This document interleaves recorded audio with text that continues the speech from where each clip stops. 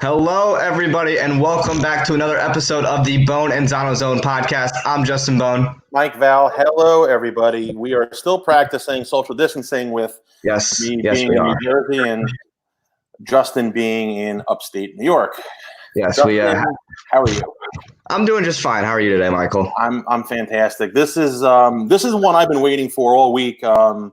Once we solidified the guest, we kind of publicized it out on the net a little bit, and a lot of feedback. A lot of people were reaching out, questions we have to ask. Looking forward to it today. Yes, we had a lot of publicity with this. Jeff Ringles also shared our last video with Steve Hoskins, which went over pretty well. This is our second live show, so it's definitely going to be interesting, but it's definitely going to be a fun time. Yeah, we're making our little name felt in the Facebook podcast world during the quarantine. So just to give everybody a heads up, Chris is running about 5 to 10 minutes late. He had some things to come up, but he will be with us within the next 5 to 10 minutes. And up until then, we're going to go over a couple things that happened yesterday. USBC released some information. Yes. So one of the new rules that they had to hopefully get competitive bowling back on its feet, they allowed rubbing alcohol to be used as a cleaner on your ball, which has been something that has not been legal in the past, but because rubbing alcohol is something that is used to fight back against coronavirus, they've made it legal here. That's going to be an interesting one. And there's also something, didn't they do something with the lane courtesy or like a certain amount of people per lane or per pair now? Yes. So another one of the big changes was not only that being interesting with the rubbing alcohol, but another one being interesting was they made bowling a full game. Normally, to bowl a competitive game in sanctioned competition, you need to bowl 5 frames on one lane and 5 frames on the other lane. Now they've changed it to where it's one game on one lane. You can bowl all 10 frames on one lane. Wow, that's going to be interesting. So the bowling competitive world will change, hopefully for the better, and hopefully we'll be back on our feet here soon, being able to bowl. And I would definitely anticipate, obviously, with everything going on, you're going to have to wear a mask, obviously, when you bowl. Yeah, I think that's going to be – I don't think that's going to be a USBC's call. I think that's going to be a center-to-center call, whether you wear a mask or not. And definitely what part of the country you're into. I know here and you know it from being where we are in Jersey, we're in the hot spot of it. So I would definitely anticipate masks having to be worn. And, you know, people have been polling it and asking the questions. It's not being recepted very well. People are not really taking it very well. No, and there are definitely a lot of people that are struggling, just trying to stay on their feet even. I mean, I know here with Doug Kent and his center, I mean, they're trying to just make enough money to keep the bowling center open. Are they open now or are they shut down? So the way that they're doing it is they're open from 5 to 7. They're actually open right now, just serving food. So a regular person can't go in there and bowl a game or two? No one can go in and bowl. They've got food. They're serving food from 5 to 7, pick up only. Pick it up, pay for it, bring it out. And, well, looks like our guest joined us, Mike. He is here. You want to do the introduction for us? I would love to do the introduction. So this was one I was waiting for, Justin. So a legend of the sport of bowling, a 2-time All-American at Wichita State, the 1992 Collegiate Bowler of the Year, a record 16-time member of Team USA, multiple World Team Challenge champion, a high roller champion, 3 Eagles from the USBC tournaments. After one of the greatest amateur careers of all time, he then took his talents to the PBA Tour where he started to win. He holds 19 career titles, 29 regional wins, the 1998 Rookie of the Year, the 2007-2008 Player of the Year. Currently 6th all-time on the PBA earnings list with just about $2.5 million in career earnings. One of 6 bowlers who has completed the Triple Crown, 22nd player to shoot 300 on TV. Like I said, he has done it all, inducted into the Hall of Fame in 2018, inducted to the USBC Hall of Fame in 2019. And he's even one hell of a putt-putt player from what I've heard. The co-host of the now monster Facebook show, the Beef and Barnesy Show. We had the beef 2 weeks ago. It is our honor to welcome the great Chris Barnes. Chris, welcome to the Zone. Hey guys, thanks for having me on. Sorry about being a few minutes late here. Get turned around here and get you, so I'm not in the shadow. But how's it going? It's going. How are things down in Texas? Well, it's nice here. No complaints at all. No complaints at all. It's beautiful 82 degrees and starting to open things up. So pretty soon, probably a week away from maybe the first bowling centers. Oh, wow. Wow, sounds good. Yeah, not here in Jersey. It's a different world up here in the Northeast. Yes, that it definitely is. I mean, for once, it's raining outside, but I don't know about you, Mike. It's raining outside here. Yeah, Team Bohn decided to go up to Uncle Doug's place to go social distance for a week. So that's where Justin is. It was a change of scenery. It was a change of scenery. So let's have at it. Chris, we have a plethora of questions, and we kind of publicized this up with our audience here, and a lot of people were asked some questions. So we got a lot of different things on the plate for you tonight. So if you're ready, we're ready. I'm ready, man. I need you to be my professional hype man. You know, that intro's legit. Hey, got to do what you got to do, right? For sure. All right. Justin, why don't you start it off? So before we get into the bowling questions, you are huge into charity work, especially the Juvenile Diabetes Research Foundation, where you have raised more than $400,000 through the years. You also run the Chris Barnes Thanksgiving Classic that has awarded more than $200,000 in scholarships over 12 years for junior bowlers. With all the tournaments that I go to, tell me a little bit more about your event and some information you may have on this year's event. Well, of course, we're going to have it again in Thanksgiving. I'm assuming by then everything will be open back up. But historically, we've had a pretty static prize fund there. 1,500 is guaranteed. We may actually go kind of the European route this year and just guarantee the whole prize fund up front. We do have a couple of divisions. We have a 13 under division. We have a 185 and under division, and then a scratch division. And so it's broken up a little bit. The scratch division pays the most. Typically, we pay out close to $15,000 per year in total prize fund. So, once again, we haven't seen you down there yet, stealing some of that easy money that you'd be making. But yeah, it's definitely a busy time Thanksgiving because with us going overseas to the Milo All Stars over there in Malaysia, it's a big time with school. So. We'll be down there 1 year for sure, hopefully. I understand, yeah. But it's been a little tough anyway. Salinas and then Mr. Malat have been they've been tough to beat here the last few years too. Yeah. Those are definitely the two big names that come out of that area. Yeah, for sure. That's great though. So Chris, you arguably had one of the greatest careers ever. And it all started at Wichita. Now, I bowled at Morehead State, so you guys kicked us in the teeth for years, so thank you very much for that. What really got you started? What lit the spark under your rear end to make bowling everything? Quit basketball and just go all in on bowling? I was at Wichita. Well, actually, I grew up in Topeka, but all the best bowlers were in Wichita. So Billy Murphy and Lonnie Wallachek, and there's guys that, even Laurie Bench, there was 5 or 6 people in Kansas that were better than I was. And so I really thought I was going to play basketball. I couldn't get out of the state and make it to the Coca-Cola finals.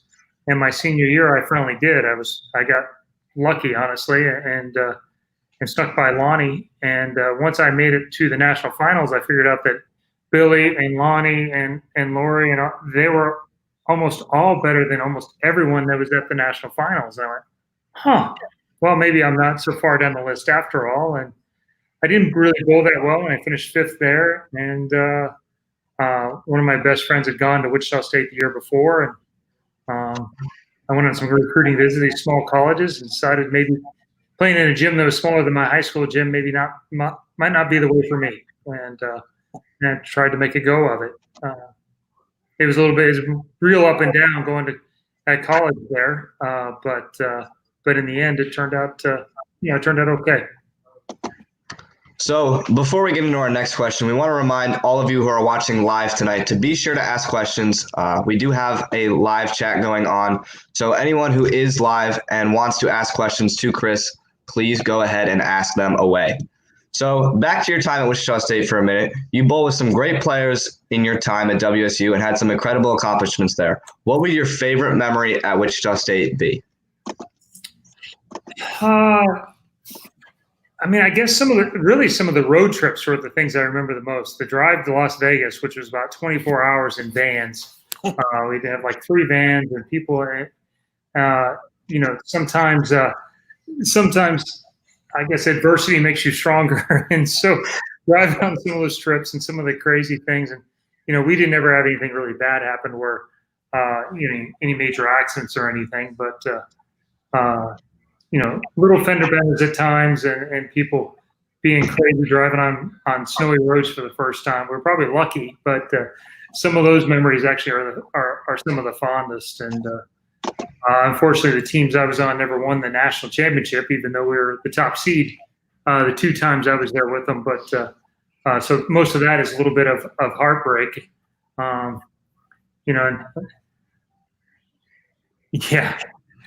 Yeah, your mom's chipping in about some of those van trips, and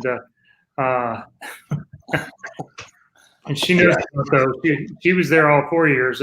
I got to go on 3 of them, I guess. So I wasn't as good when I first got there as some of them were. But those are really the lasting memories, or some of those times off the lanes. Obviously, we got to bowl with a lot of great players with Healy and Garber and Billy and Lonnie. And Dan Dick, I'm sure I'm going to leave out a few of them along the way, but Justin was there when I was a freshman. I didn't get to bowl with him. He was on the good team. But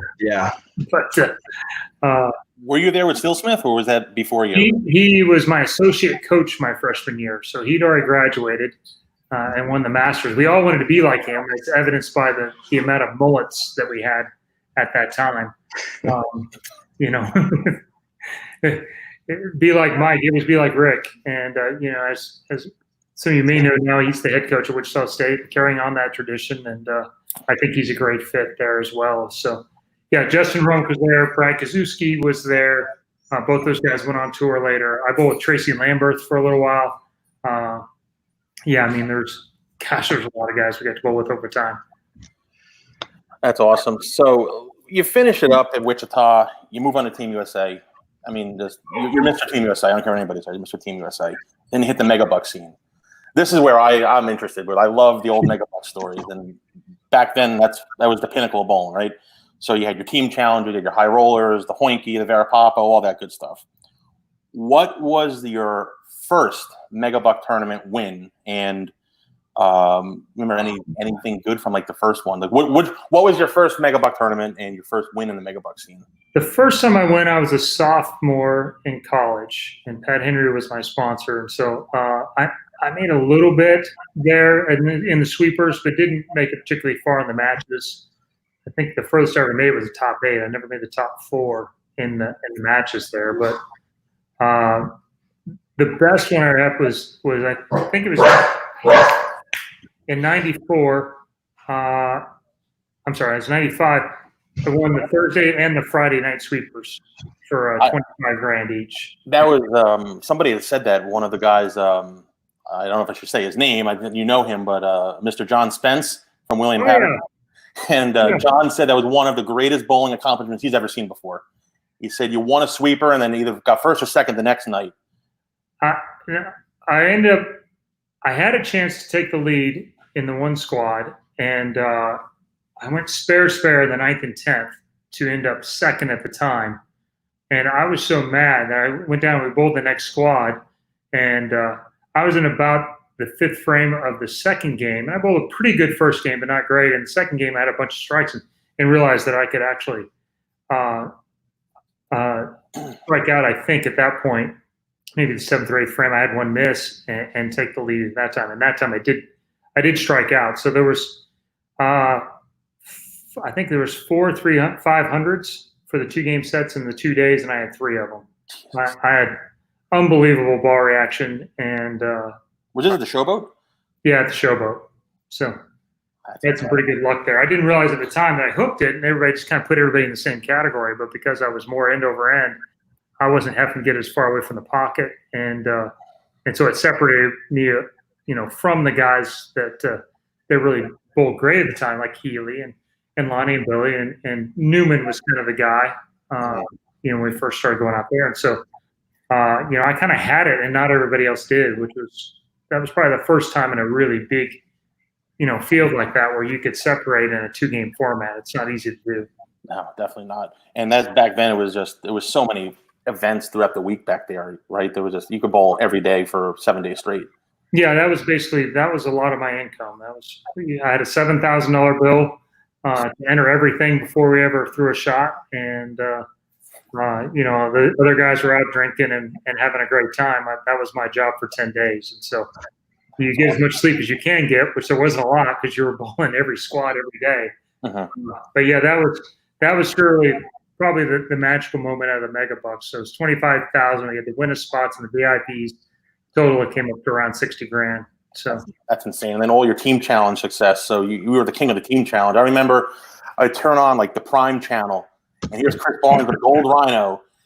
But I mean, you were deadly with a gold rhino, man. There was no doubt about it. That was the same bowl. That and a purple beast. That was the bowls I used in those sweepers, and then made all that money there. Incidentally, I got in the matches. Is one time I really thought, hey, I got a good enough look. I could get deep into this match play thing.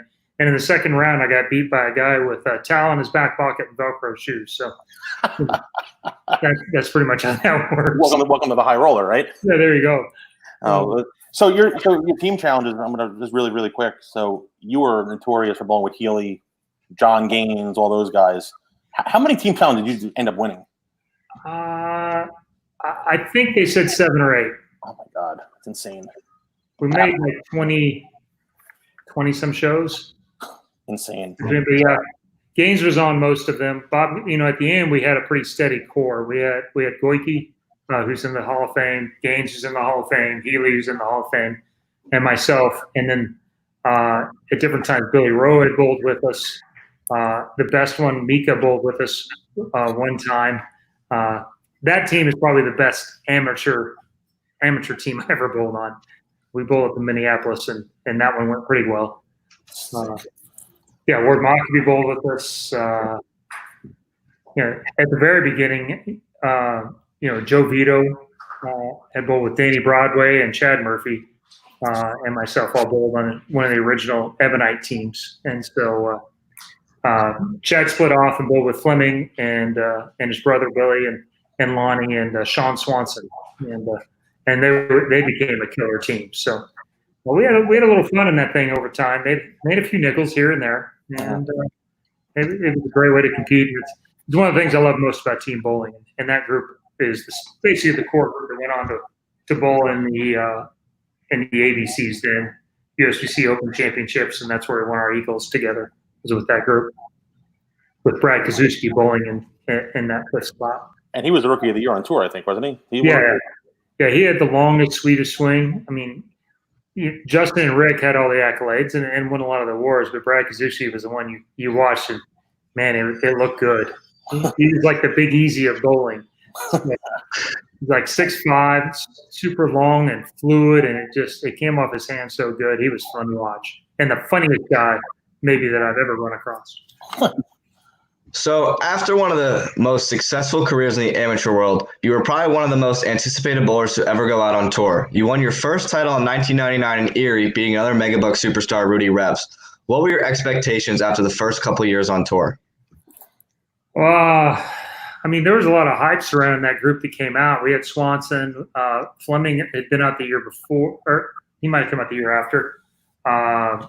Robert Smith, Pat Healy, and I wasn't the one that everybody was kind of expecting Robert and Pat Healy. I think I was probably third on a lot of lists as far as going out on tour. So, I mean, I still had some expectations, of course, but I'd bowled enough stops that I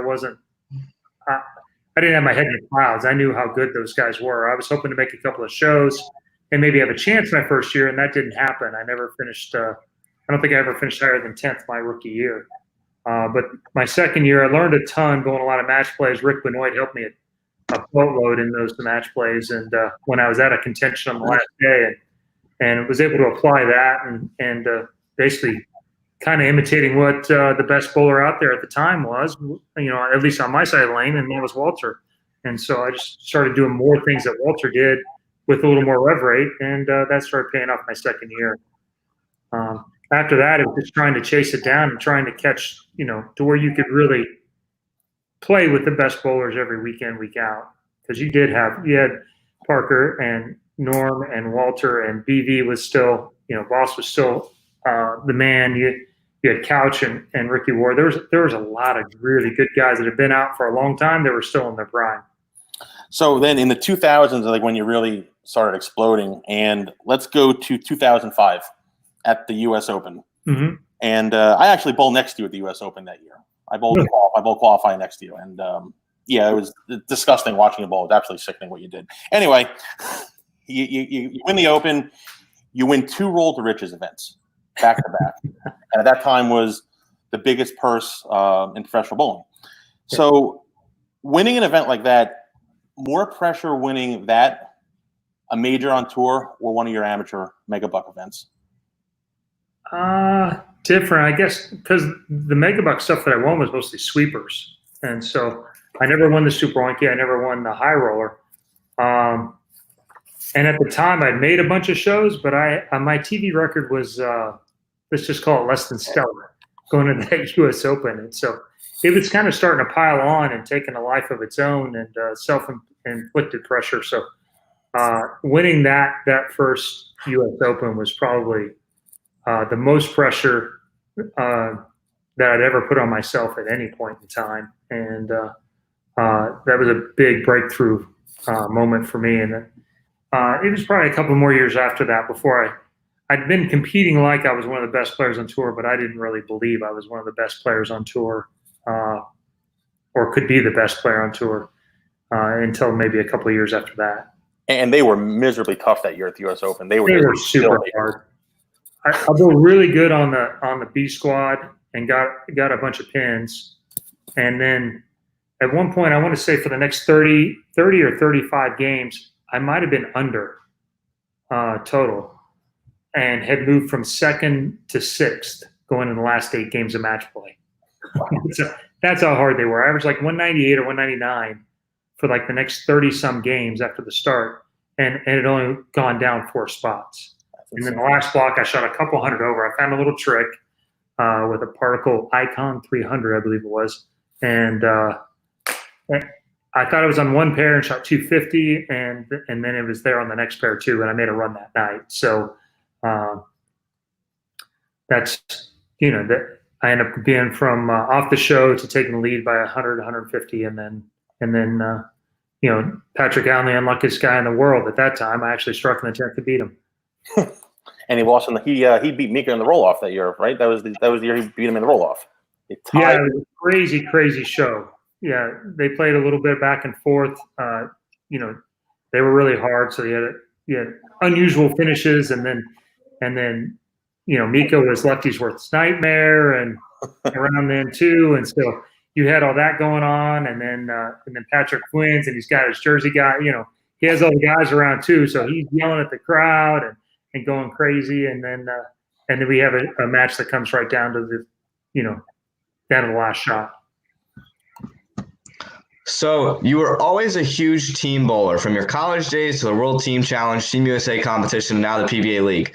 You were a member of the PBA League championship team with the Atom Splitters that won back-to-back years. Would you be interested in having a Battle of the Sexes kind of event with a team of PWBA superstars against the winning team of the PBA League? I mean, I think it would be fine. I don't have any issues with that, but with them being in different separate entities now, the likelihood of it happening and the logistics don't work out very well. We had three different women who have qualified and got drafted on teams on their own anyway. And I'm the last person to fight, who's capable and not capable. I got beat a lot, in my own household every time I practice. So I know how good the women players are. That's certainly not an issue at all. But with USBC having the women's tour, PBA having the men's tour, I'm not sure it's going to happen. Okay. So let's fast forward to present times. You recently had a pretty big birthday this past February, and someone graduated to the PBA 50 Tour. With all the talent that is on the PBA 50 Tour, what do you think the biggest difference will be from competing on the regular PBA Tour to competing on the PBA 50 Tour? I mean, that's a good question. Actually, we should be in like the second or third week right now, and I was looking forward to it from a couple of standpoints. So probably the biggest thing is that I would be back towards the higher end of the rev rate scale for the first time in about 10 years.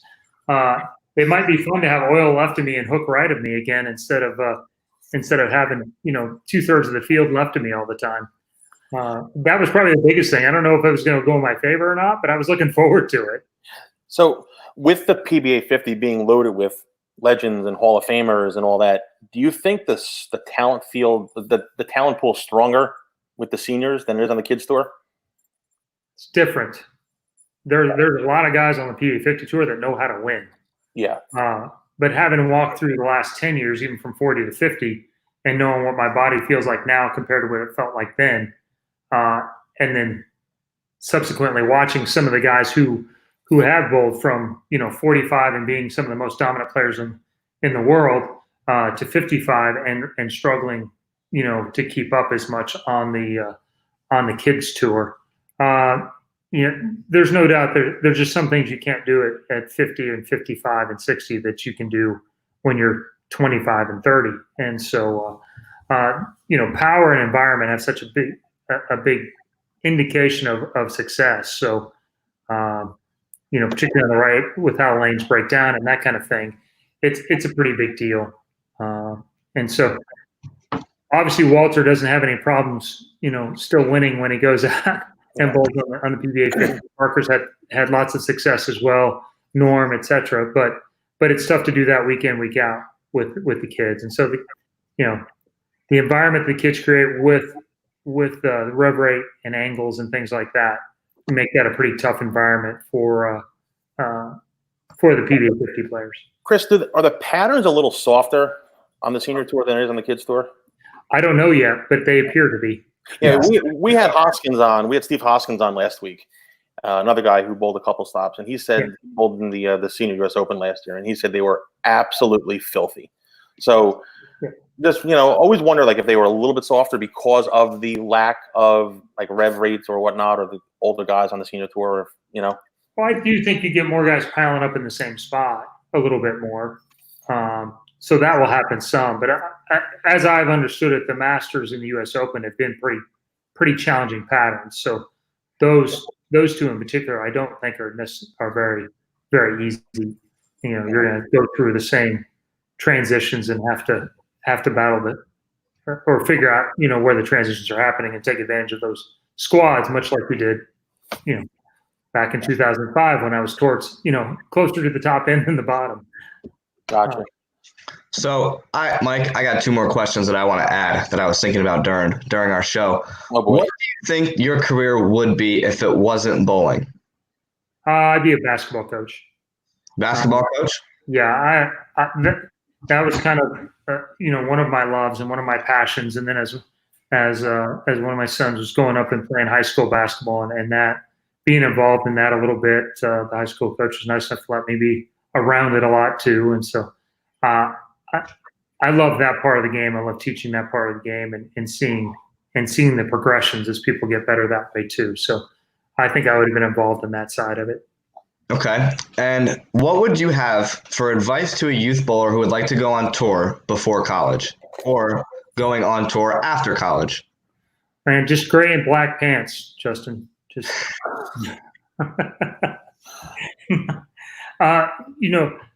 I mean, there's a couple of big pieces in it. And the answer is a little bit different depending on the player. But for somebody like you, obviously your fundamentals and your ability to do so many things is that's already a hallmark. But always practice your base, your fundamental. Get that part good, and you get in the right positions there. Then the versatility part becomes possible, and that's really the key to being successful long term. The two ways I think to really succeed on tour, to be good, be better at one thing than everybody else, or you got to be a shot maker and you have to be, one of the top 5 shot makers and then be able to do a lot of different things. And, I think that's how I made a lot of shows. It makes it a little tougher to win sometimes because you're always going to bowl the guys that are doing things they like to do most of the time, Right. But, you want to have a long career.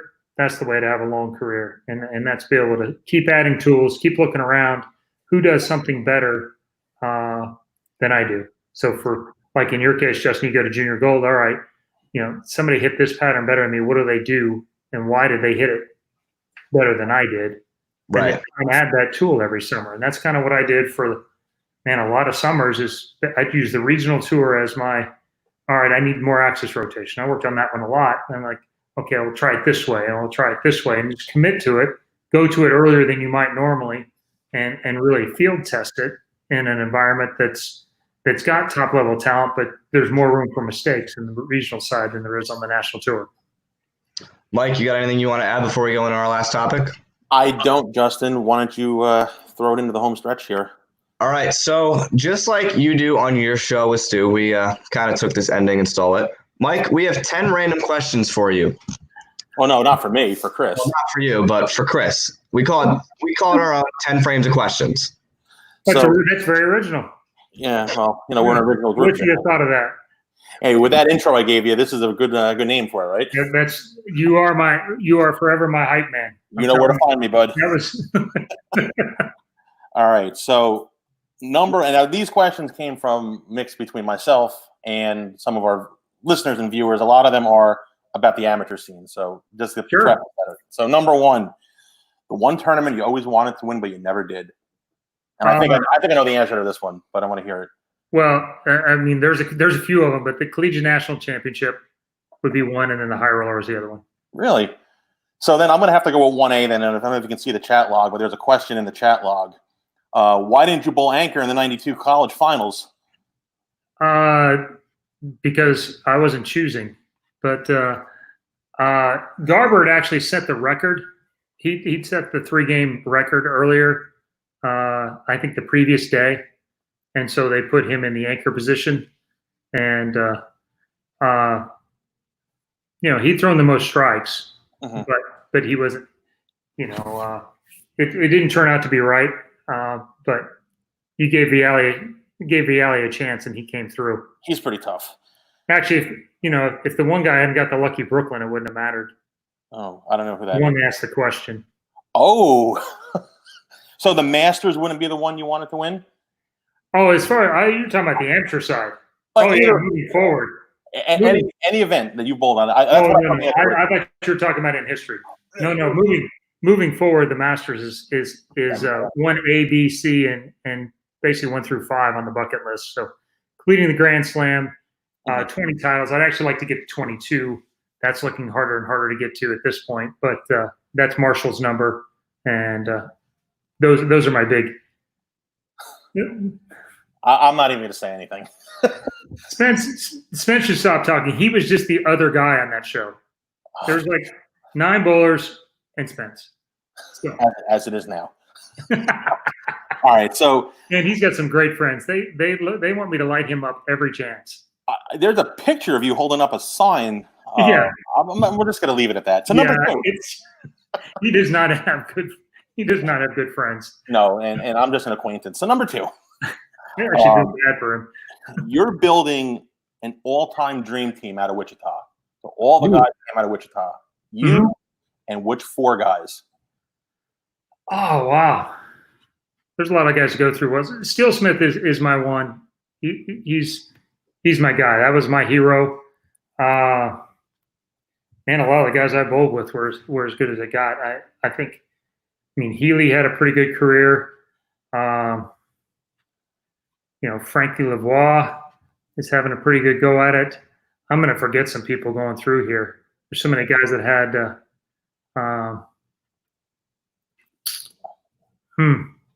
I stumped them. That was too many to pick from. I didn't go to William Patterson where you had Bill Ripley, Sol Patterson, and then you just had to find somebody else. Oh, Bill Ripley shout out. We like Bill Ripley. All right. Wow, Bill Ripley. That's one of my favorite guys. Rip's a really good guy. Really, really good guy. All All right, let's go to number 3. Okay. So you compete against some really incredible talents in the amateur world. Some of them went on to have some good careers on tour. Some of them made it on tour. Some of them didn't make it on tour. The best bowler that you bowled in your amateur career that never won on tour, and the one that should have won more on tour. Well, the one that should have is Robert Smith. That one's easy.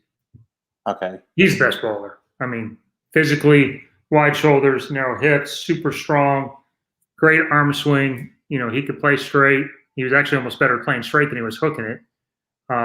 He won 6 titles. He could have won 30. Wow.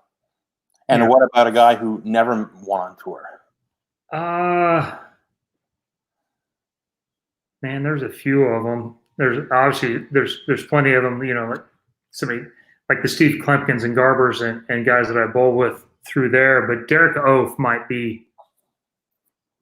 been the best amateur that he never really gave it a try. But man, that guy could really, really bowl. Yeah. All right. Next one. This was one of my favorite guys back in your generation, Mike Newman.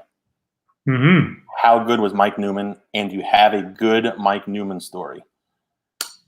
I have some bad ones. We can let it fly, but how about we switch it up? Could Newman have made it on tour?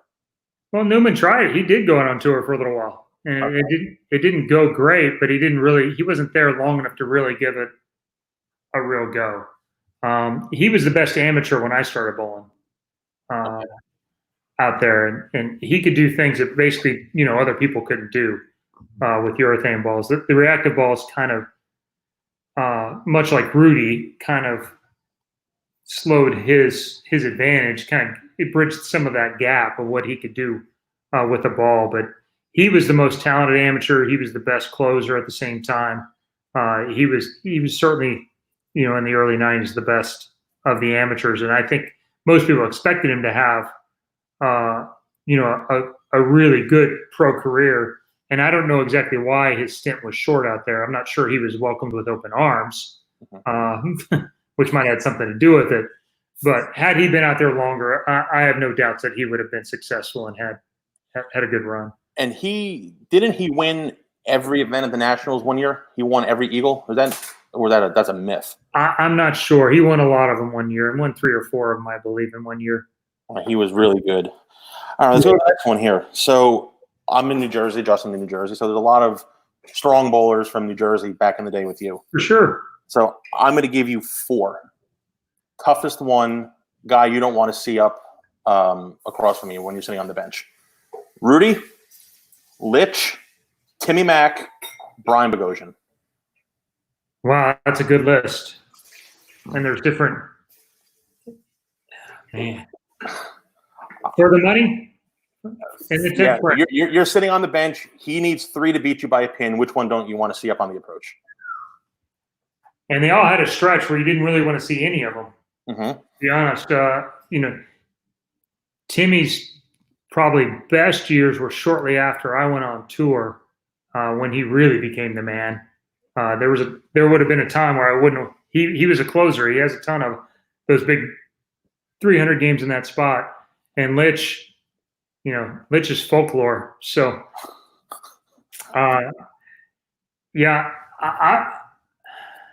when I was going amateur, I would probably say Litch. Gotcha. So Rudy, you beat Rudy for your first title. Was Rudy the guy that should have won on tour that didn't, or would you say that's more Timmy Mack? Timmy had more overall game. Rudy's huge advantage was with the urethane, and then once everybody could hook it like he did, that was a game changer for him. And like some other guys, he was still a really good bowler, but it just made him. It brought him so much closer to the pack. It was hard. Like his trick basically went away. Everybody else had the same advantage he did. It really did because he threw it so hard. It wasn't that he really hooked it a ton all the time. He could make it hook all the time, but how hard he could throw it and still make it hook down lane. He and Mike were both unbelievable at that. I always thought Rudy would have been more. It was almost easier because I'd bowled, in and around Rudy enough before, and it wasn't an action match. So, everybody was making noise. It wasn't going to be. It wasn't necessarily up to him to move that up and down, and he was nervous, same as I was. Gotcha. It was different. Right.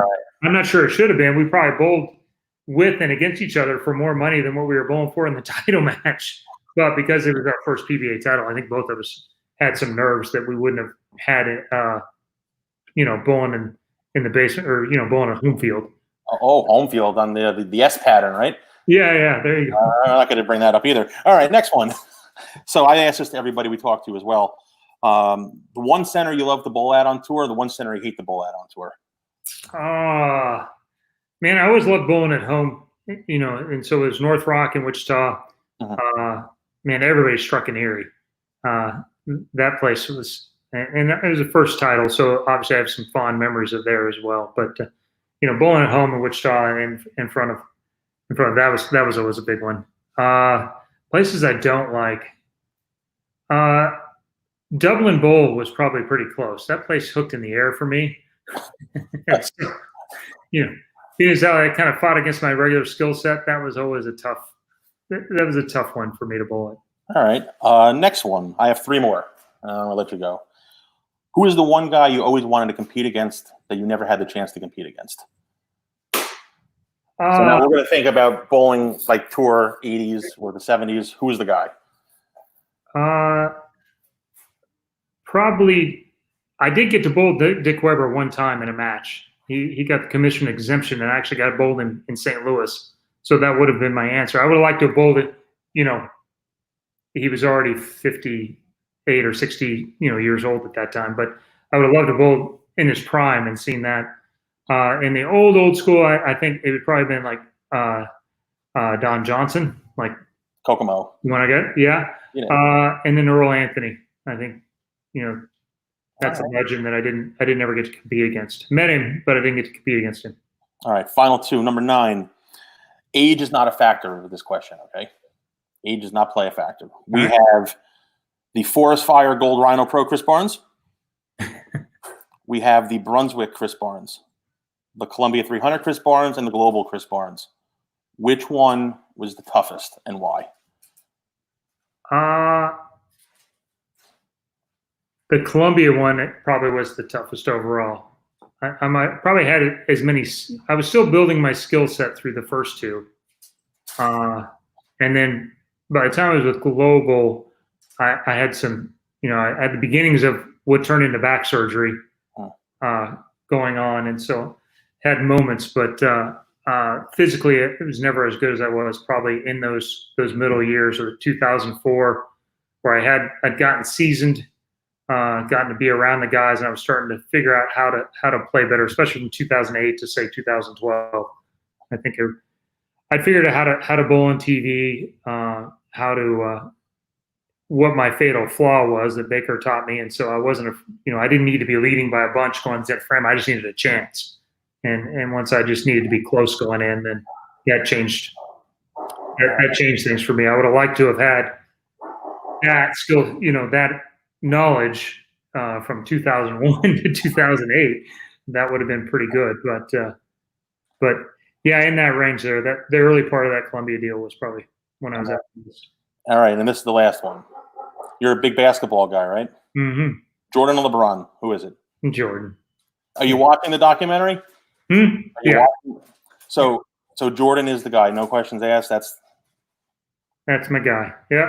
So once everything is done, everything's back to normal. What's the schedule for you? Are you full PBA 50 schedule this year once we're lifted? If we are lifted, if you're able to bowl, what's up? If you're lifted, I'm going to bowl as many as I can. Obviously, everything's going to get compacted into 6 months, 5 months, 4 months, 3 months. I'm not sure. We don't really know yet.